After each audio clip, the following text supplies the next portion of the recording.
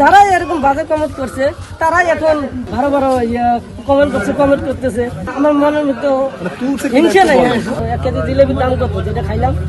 200 টাকা। সাদা মনে বললাম কি এটা কি সরকারি রেটে বিক্রি করে নাকি? রেট আছে নাকি? হাঁকাও বিক্রি করো। অবশ্যই পাগল বলতো আমার এগুলো নিয়ে বেড়াই বেড়াই ও অনেক বলতো পাগলের কাজ কামাই বাদ দিয়ে কাজ কামাই না কি করি বেড়া। এখন কেমন লাগে? এখন তারা কি বলছে?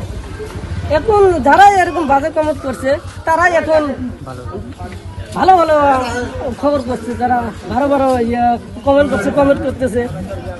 যারা আপনার এই বাজে কমেন্ট করছে তারা কি আপনার সাথে ছবি টবি তুলছে এসে? তো আমার মনের মধ্যে হিংসা নাই।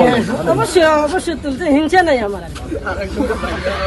আমি সাদা মনের মানুষ, আমার কোনো হিংসা করবে, আমার সাথে কথা বলবে। তিনিও কিছু কিছু লোক জানাচ্ছে, সরিও জানাচ্ছে, আমার 2-4 জন জানাচ্ছে। সরি কারা বলছে? নাম বলা যাবে না।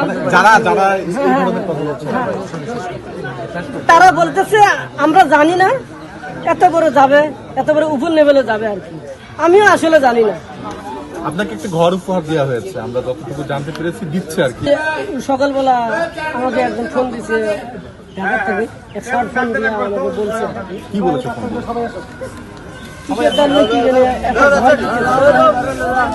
আপনি নিতে চেয়েছেন?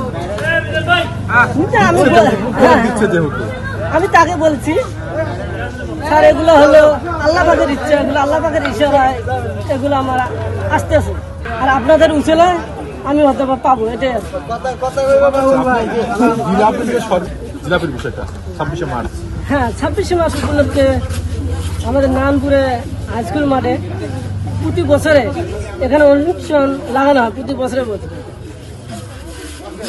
তা এখানে অনেক জিলেবির দোকান, অনেক ইত্যাদির দোকান এখানে আসে আর কি। জিলেবি খাইতে বসলাম, 250 গ্রাম জিলেবি খাইলাম। খোয়ার শেষে দোকানদারে পিচ করলাম, ওখানে দাম দিতে হবে। দাম কত, দাম তো আর জানি না, কই মনে মনে ভাবতেছি বলে কেজির দামটা শুনে আমি ভাগ করি টাকা দেবো 250 গ্রাম। এটা হলো কল্পনা। পরে জিজ্ঞেস করলাম দাম কত, 1 কেজি জিলেবির দাম কত যেটা খাইলাম? 200 টাকা।